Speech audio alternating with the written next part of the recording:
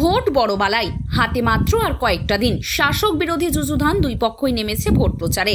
প্রবল রোদকে উপেক্ষা করে বাইক র্যালির মধ্য দিয়ে প্রচার করলেন কেশিয়ারি বিধানসভা তৃণমূল প্রার্থী রামজীবন মান্ডি। শনিবার কেশিয়ারি ব্লকের খাজরা অঞ্চলে প্রার্থী রামজীবন মান্ডি কর্মী সমর্থকদের সাথে নিয়ে বাইক র্যালি করেন। এদিনের এই র্যালি খাজরা বাজার এলাকা শুরু হয়ে হাতিগেরিয়া হয়ে অর্জুনগেরিয়া পৌঁছায়। সেখানে পুনরায় হাতিগেরিয়া হয়ে পুরো অঞ্চল এলাকা পরিক্রমা করে গিলাগেরিয়া এসে শেষ হয়। অপরদিকে এদিন বিকেলে ঘৃত গ্রাম পঞ্চায়েত এলাকায় প্রার্থী রামজীবন মান্ডির উপস্থিতিতে বাইক র্যালির আয়োজন করা হয়। এদিনের এই র্যালি বড়ামারা থেকে শুরু হয়ে পুরো অঞ্চল জুড়ে ভালকিশোল এলাকায় এসে শেষ হয়। বাইক র্যালিতে কর্মী সমর্থকদের উচ্ছ্বাস ছিল চোখে পড়ার মতো। রাজ্য সরকারের উন্নয়নমূলক কর্মকাণ্ডের নানান দিক তুলে ধরা হয় র্যালি থেকে। আগামী 5 বছর উন্নয়নের ধারাকে অব্যাহত রাখতে জোড়াফুল চিহ্নে ভোট দেওয়ার আহ্বান জানানো হয়।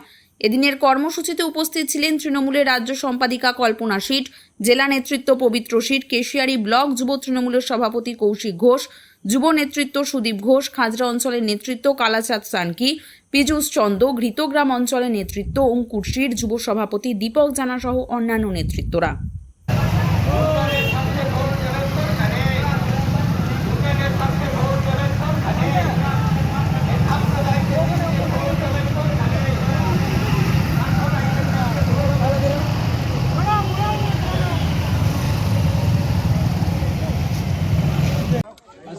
কেশিয়ারি বিধানসভার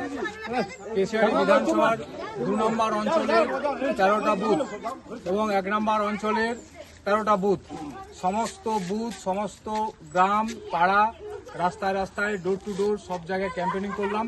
এবং আমার সঙ্গে ছিলেন পবিত্র শীট পবিত্রদা এবং আমাদের কল্পনা শীট এবং এখানকার প্রধান পঞ্চায়েত সমেত বুথের সভাপতি উপপ্রধান সকলে ছিলেন। কয়েক হাজার মানুষ, মানে কয়েক হাজার কর্মী সমর্থক, প্রায় 500টি মোটরসাইকেলে করে আমরা দুটি অঞ্চলের সমস্ত বুথ আজকে সুন্দরভাবে র্যালি করলাম। এবং রাস্তাঘাটে মানুষের যে উৎসাহ এবং উদ্দীপনা, তারা দুহাত তুলে মমতা বন্দ্যোপাধ্যায়কে তারা ভোট চিহ্নে, জোড়া ফুল চিহ্নে ভোট দিয়ে জয়যুক্ত করার জন্য তারা উদ্গ্রীব হয়ে আছে। কি সাড়া পাচ্ছেন? সাড়া তো ওই বললাম যে মমতা বন্দ্যোপাধ্যায়কে বিপুল ভোটে কেশিয়ারি বিধানসভা থেকে নির্বাচিত করার জন্য তারা উদ্গ্রীব হয়ে আছে। জয় বাংলা।